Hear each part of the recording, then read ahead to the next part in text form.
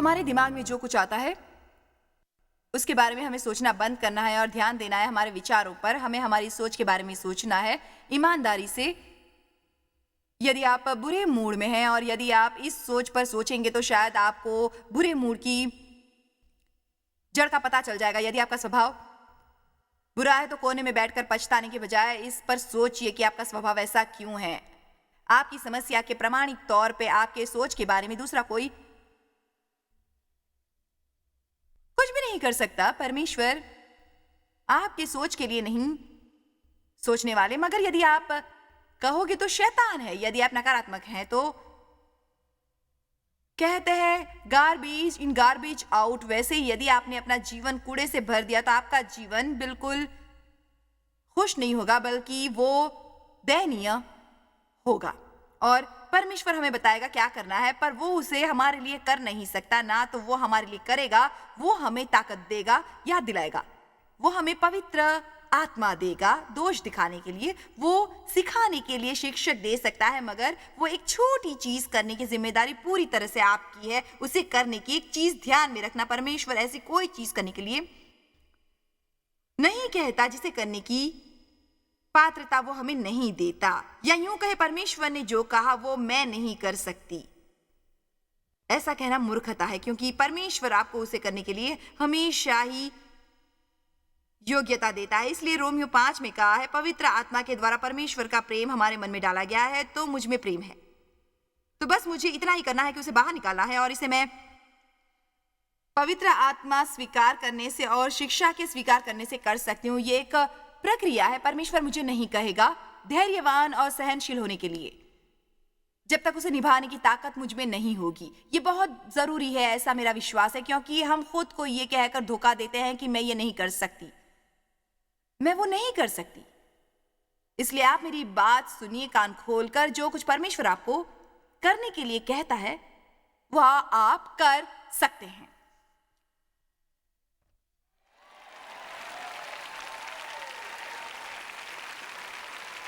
ये सोचना हमें अच्छा लगता है कि मैं वो नहीं कर सकती, मैं ये नहीं कर सकती। मगर कुछ साल पहले परमेश्वर मेरी आंखें सच में खोल रहे थे, जैसे उसने कहा हाँ तुम कर सकती हो। यदि तुम नहीं कर सकती तो उसे करने के लिए मैं नहीं कहता। मेरी बहानेबाजी बंद हो गई और मैं समझने लगी जो कुछ परमेश्वर मुझे करने के लिए कहता है वो मुझे उसे करने के लिए पात्रता देता है। तो आप चाहो तो सीख सकते हो सही सोचने के बारे में।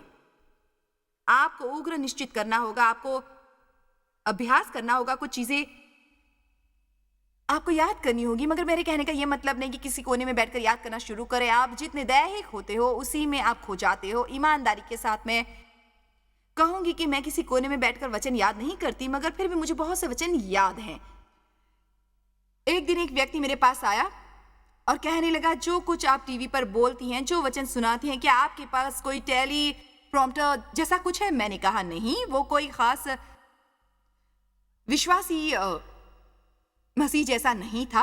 वो सिर्फ जिज्ञासु व्यक्ति था जो मुझे देखकर मेरे बारे में अधिक जानकारी चाहता था। उसने पूछा तुम्हारे पास टेलीप्रॉम्प्टर जैसा कुछ नहीं है तो इतना सब कुछ कैसे दोहराती हो? और मैंने कहा वैसे तो मैं वचनों का अध्ययन 30 सालों से कर रही हूं। आप में से कुछ लोग जानते होंगे, मैं ईमानदारी से कह सकती हूँ कि शैतान आपको यकीन दिलाएगा कि आप कुछ नहीं जानते, मगर सच में देखा जाए तो आप बहुत कुछ जानते हैं। और जब कभी तुम परमेश्वर का वचन सुनते हो, यदि आप प्रामाणिक हो, दिल खोलकर सुनते हो, आप कुछ ग्रहण करते हो और जरूरत होने पर पवित्र आत्मा को याद करने द्वारा आपकी जरूरत पूरी होती है। इसलिए कल की सभी बातें मैं दोहराना नहीं चाहती, मगर शिक्षा देने के सत्र में मुझे स्पष्ट करना चाहिए कि मैं ये सब क्यों कर रही हूं। मैं कुछ अलग तरीके से सोच रही हूं, जैसे कि परमेश्वर ने मुझे सिखाया कि उद्देश्यों के बारे में सोचना है, और मैं विश्वास करती हूं सच में इसके द्वारा जीवन में मुझे सामर्थ्य प्राप्त हुआ, जीवन में बदलाव आया सकारात्मक रीति से। कल हमने चर्चा की थी कैसे हमें जरूरत है कुछ प्रार्थनाओं के बारे में परमेश्वर की नजरों में सही होने की। परमेश्वर मुझसे नाराज नहीं, वो मुझे स्वीकारते हैं।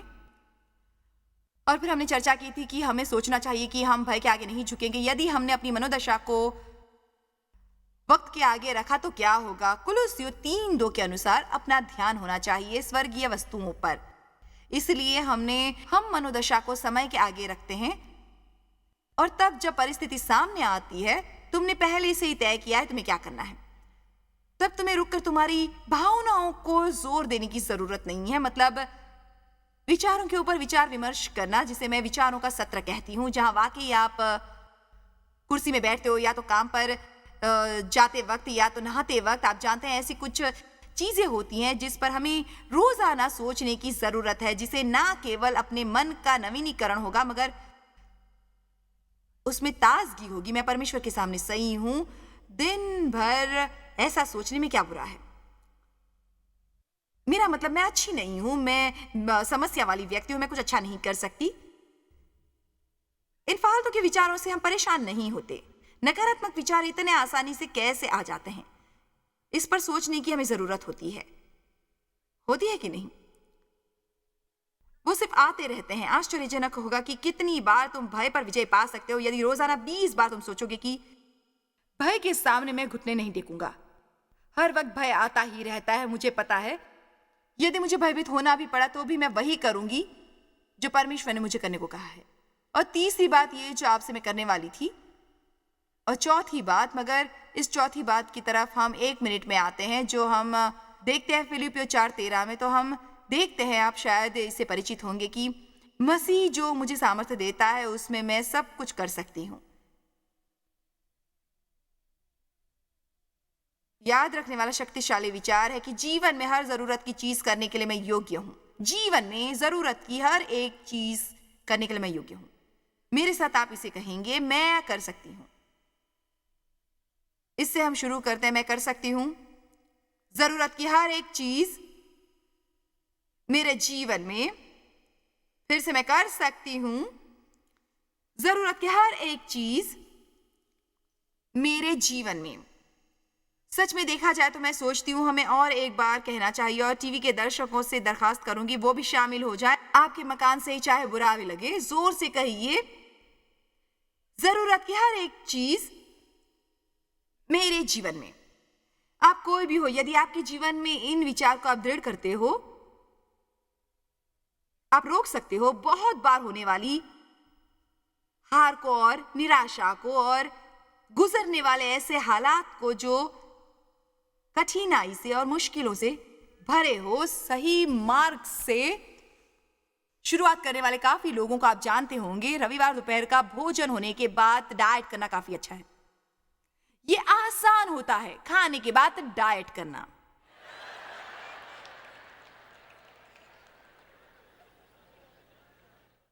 ये चुनौती नहीं है। ये बात है मंगलवार के भोजन की, जब आप दोस्तों के साथ बाहर और उन सब ने चीज केक ऑर्डर किया है।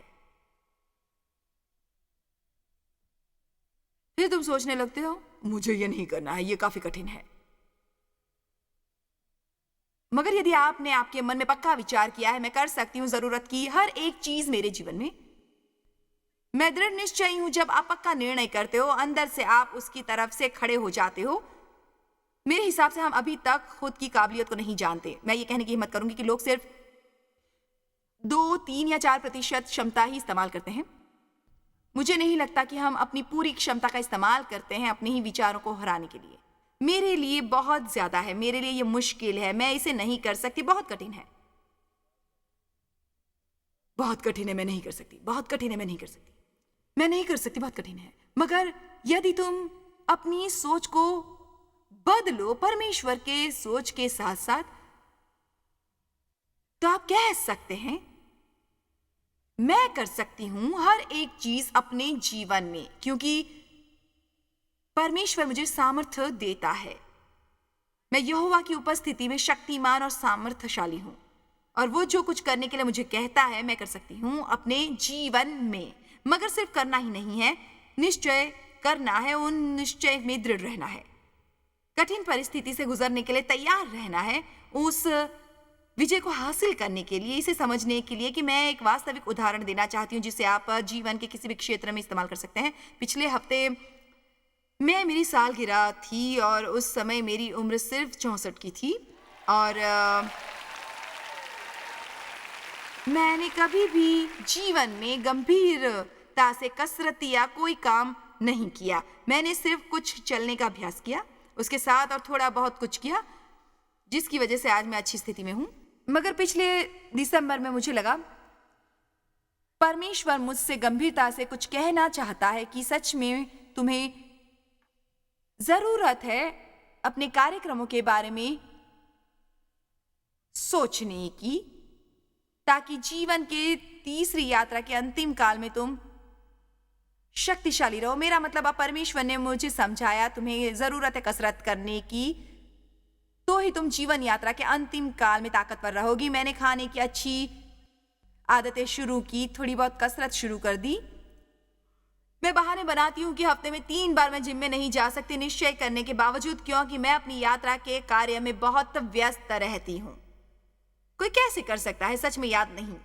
मगर यह अद्भुत है कि कभी कभी जो तुम्हें करना है, परमेश्वर उसकी याद तुम्हें दिलाता है। आप उस ओर कदम रखोगे और आश्चर्य होगा, कारण लाल समुंदर तब विभक्त हुआ जब उन्होंने अपना कदम उठाया। हेलो,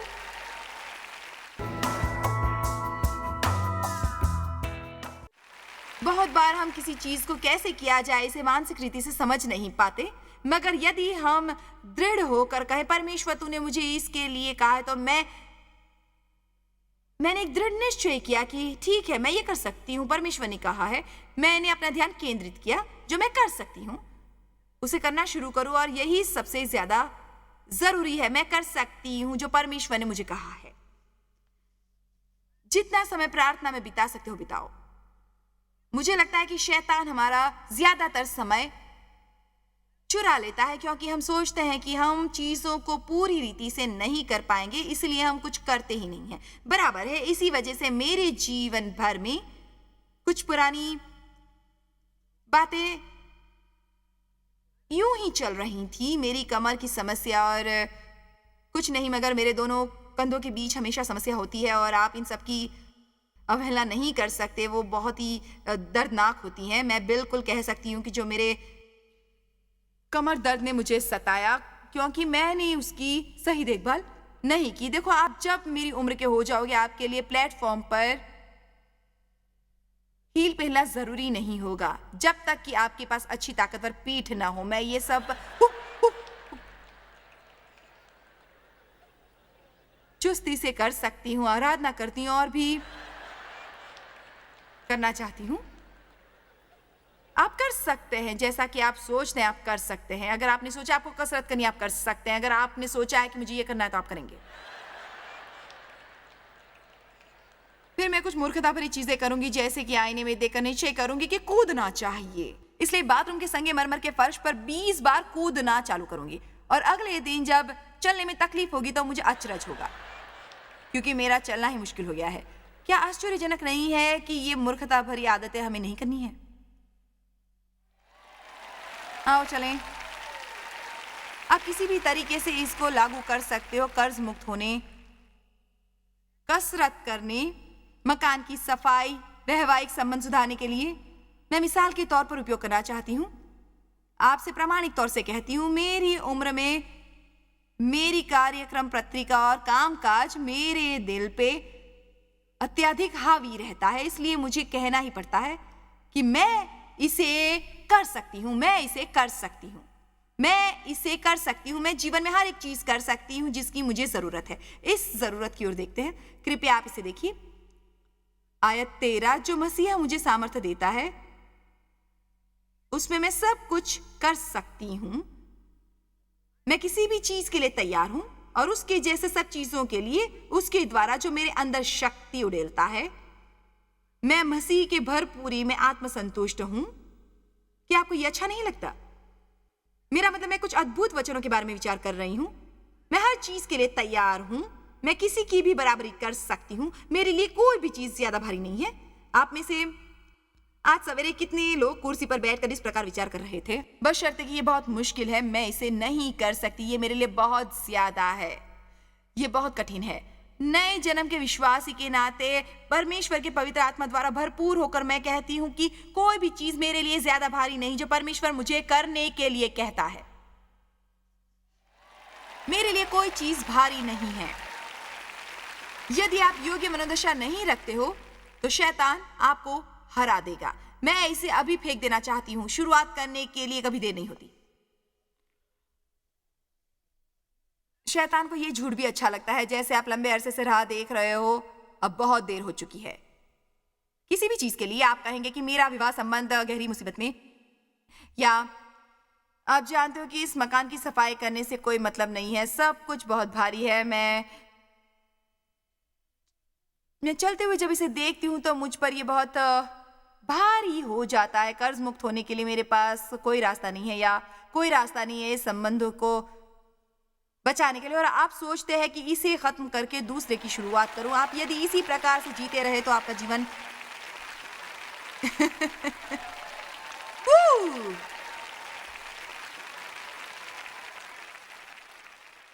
अनिश्चित तौर पे आपका शरीर सुडौल बनाने के बारे में विचार है तो वो मन पे हावी हो जाता है। कैसे भी करके पिछले दिसंबर में मैंने इसकी शुरुआत की। इस पूरे कार्यक्रम के लिए मैं कैरोप्रॉक्टर के पास जाती थी जो इसमें माहिर है। इस जिम की शुरुआत करने के लिए पीछे उसका सपना था कि वो ओलंपिक के जैसे ट्रेनर दुनिया भर से ले आएगा। उसी ने मुझे इस कार्यक्रम के लिए प्रोत्साहित किया। मेरे पति ने भी प्रोत्साहित किया मुझे, और फिर परमेश्वर की तरफ से भी विचार प्राप्त हुआ। मैंने सोचा कि तीनों आगे कर रहे हैं, तुम्हें तो क्यों नहीं। तो फिर मेरा कोच एक सिनेमा के हीरो जैसा लगता था। आप हम दोनों को एक साथ कल्पना कर सकते हो। वो वहां पूरे बदन भर के मसल्स के साथ चलता था और मैं ऐसे चलती थी। मैं शर्त लगाती हूं कि उसने 64 वर्षीय महिला को सिखाने की बिल्कुल ठान ली थी।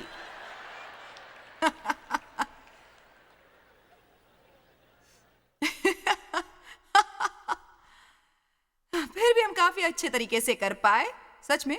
फिर मुझे दूसरा कोच मिला, वो कनाडा चला गया 2 हफ्ते पहले ही। मैं दूसरे के साथ सीख रही हूँ। ये भी पहले जैसा फिल्मी हीरो दिखता है, और इसने मुझे सिखाने की शुरुआत की। उसको सर्किट ट्रेनिंग कहते हैं। मुझे उसके बारे में ज्यादा जानकारी नहीं थी, पर मुझे थोड़ा अच्छा लगा। वो 5 प्रकार की कसरत थी। उसे लगातार 5 बार जितना हो सके जल्दी करना था। मुझे 35 मिनट लगते थे। उस 35 मिनट के दौरान मैं रुक नहीं सकती थी। वैसे 30 सेकंड के बाद 2 घूंट पानी पी सकती थी, मगर वो इसके पक्ष में नहीं था।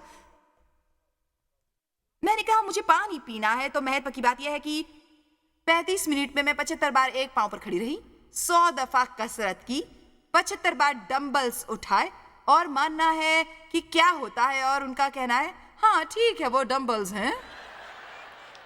और 2 प्रकार की कसरत मुझे 75 बार करनी पड़ी। मैं बिल्कुल सूख गई, या इतनी सूख गई कि आपको बता नहीं सकती। मेरी लड़की ने मेरे पहले इसे किया था, इसलिए वो मुझे बता रही थी।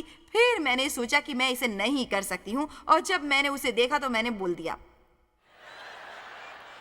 पता है क्या, मैं नहीं समझती आप मुझे सही सिखा पाओगे, क्योंकि मैं नहीं मेरा मतलब आप समझते होंगे कि 4 महीने पहले ही मैंने शुरुआत की है, और मैं बहुत डरती थी। मतलब मुझे वाकई नहीं लगता कि कर पाऊंगी। और उसने मेरी तरफ देखकर कहा, अपनी भावना को बीच में मत लाओ। यह आदमी जिसे मैं जानती भी नहीं, इसे वो सब शिक्षा मालूम थी जो मैं भाग भाग कर दुनिया भर में सिखाती हूँ। वो कहता है आपकी भावना इसमें मत लाओ, आप कर सकती हैं जिसमें आप मन लगाओगी। उसने कहा यहां हमारा उद्देश्य बहाने बनाना नहीं, नतीजा देखना है।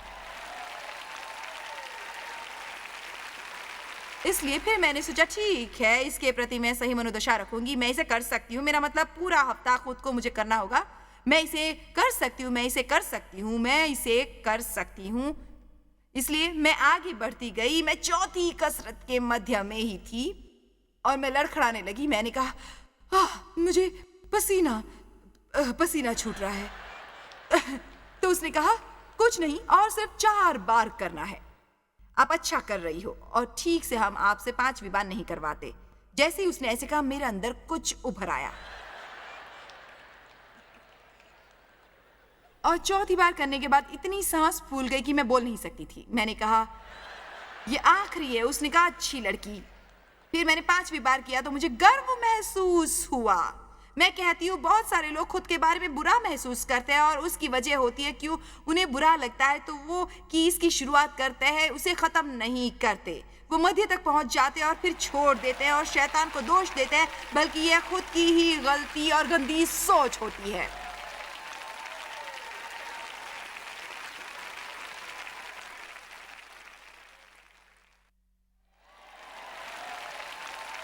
आओ अब चलें।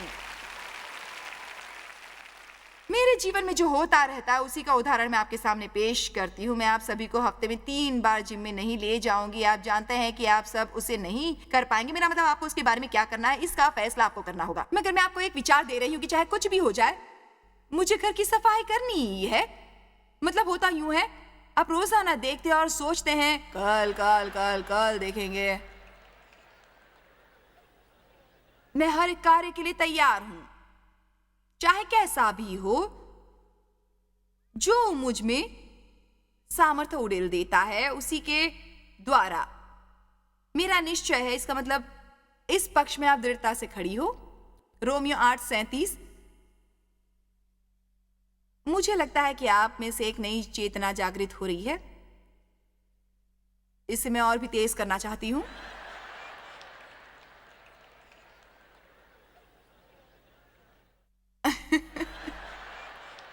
आभारी हूं। देखिए, रोमियो 8:37 कितना अद्भुत है। परंतु इन सब बातों में हम उसके द्वारा जिससे हमने प्रेम किया है जयवंत से भी बढ़कर है। इस दुनिया में जयवंत से भी बढ़कर का क्या मतलब हो सकता है? मतलब जयवंत तो समझ सकते हैं, मगर जयवंत से बढ़कर होने का क्या मतलब है? बहुत साल मैं ये सोचती थी और मुझे लगता परमेश्वर ने मुझे बताया कि मैं नहीं समझती कि इसका कोई स्पष्टीकरण नहीं दे सकता, मगर जयवंत से बढ़कर के का मतलब है आप में इतना आत्मविश्वास होना चाहिए कि जीवन चाहे कोई भी समस्या में हो, मसीही द्वारा आप उससे निपट सकते हो। कारण आप जानते हो कि समस्या उभरने के पहले से ही आप जयवंत हो। इसीलिए किसी से भी डरने की जरूरत नहीं, अजनबी से भयभीत होने की जरूरत नहीं, व्याकुल होकर परिस्थिति से डरने की जरूरत नहीं, क्योंकि पहले से ही आपके अंदर वो आधारशिला स्थापित है। आप जानते हैं चाहे कुछ भी क्यों न हो, मसीह में मैं सबके लिए तैयार हूं। जो मुझ में सामर्थ्य उड़ेलता है उसमें मैं किसी भी बात के लिए तैयार हूं।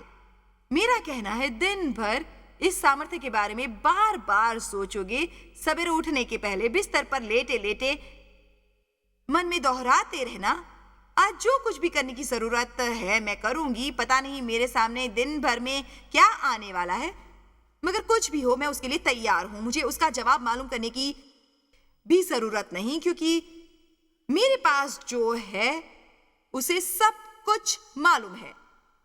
सब कुछ जो मुझे मालूम होने की जरूरत है। देखते हैं न्याय 6।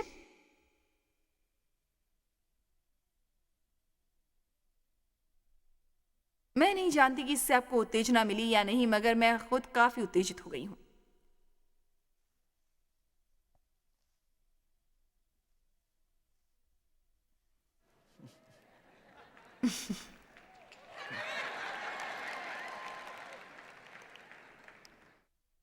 मैं एक कहानी बताती हूँ। मैंने बहुत बार उसे बताया है, मगर मुझे अभी भी वो रोचक लगती है।